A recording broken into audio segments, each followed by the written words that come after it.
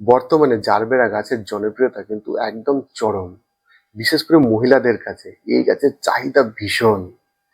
এই জারবেরা গাছ যদি আমরা বাড়িতে একবার নিয়ে আসি এবং এর যদি সঠিক পরিচর্যা আমরা জানি, তাহলে এই গাছ কিন্তু 7-8 বছর পর্যন্ত বেঁচে থাকবে এবং গাছ ভর্তি ফুল দেবে। কিন্তু যারা এর সঠিক পরিচর্যা জানে না, তাদের কাছে কিন্তু এই গাছটা নিমেষেই মারা যায়। কারণ এই গাছটা কিন্তু ভীষণ সেন্সিটিভ, একটুতেই এই গাছে ফাঙ্গাস লেগে যায়। তাই এর সঠিক পদ্ধতি আমাদের অবশ্যই জানা দরকার। জারবেরা গাছকে সুস্থ রাখতে আমাদের এই 3টে ভুল এই জারবেরা গাছের উপর কিন্তু একদম করা চলবে না। 1 নম্বর হচ্ছে, জারবেরা গাছকে কিন্তু সঠিক আলো প্রদান করতে হবে।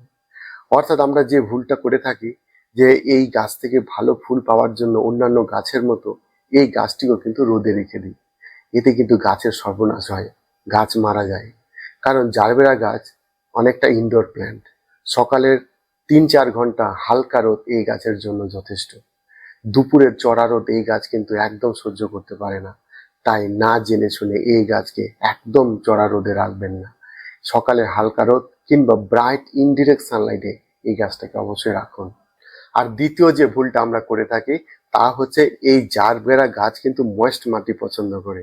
তাই আমরা কি করি, এই গাছকে কিন্তু আমরা জল দিয়ে ফেলি বেশি। তাই এই গাছ কিন্তু ফাঙ্গাস লেগে যায় এবং মারা যায়। এই গাছ কিন্তু ভীষণ সেন্সিটিভ, অল্পতেই ফাঙ্গাস লাগে। তাই এই গাছের মাটিতে এমন ভাবে আমাদের জল দিতে হবে, না ওভার ওয়াটারিং করা যাবে, না আন্ডার ওয়াটারিং করা যাবে। তাই এই গাছের মাটি হবে একদম ওয়েল ড্রেন্ড, সম্পূর্ণ দোআঁশ মাটি, যেখানে জল নিমেষেই বেরিয়ে যেতে পারে তার ড্রেনেজ সিস্টেম দিয়ে, জল দাঁড়াতে পারবে না। তো এরকম একটা মাটি যদি আমরা এই জারবেরা গাছের জন্য তৈরি করতে পারি, তবেই কিন্তু এই জারবেরা গাছটা ভালো থাকবে। আর এই জারবেরা গাছে যখন আমরা জল দেব, তখন কিন্তু এর পাতা এবং গোড়া অ্যাভয়েড করব, এর চারিদিকে আমরা জল দেওয়ার চেষ্টা করব। কারণ এই গাছ জল পেলে কিন্তু ফাঙ্গাস লাগতে পারে, আর ফাঙ্গাস লাগলে এই গাছকে বাঁচানো খুব কঠিন হয়ে পড়ে। আর 3 নম্বর যে ভুলটা করে থাকি তা, এই গাছের কিন্তু সঠিক নিয়ম না জেনে আমরা খাবার দিই।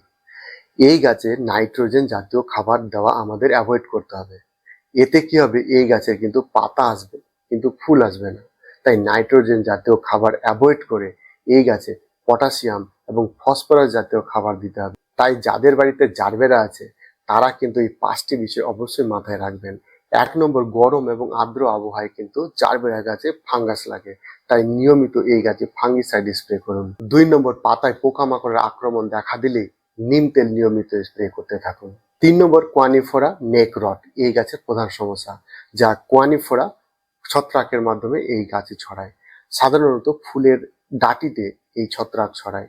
তাই ফুলটা ঝরে যাওয়ার সাথে সাথে এই ফুলের ডাঁটিটাও আপনাকে কেটে ফেলতে হবে। 4 নম্বর, এই গাছের গোড়া রাখুন পরিষ্কার পরিচ্ছন্ন।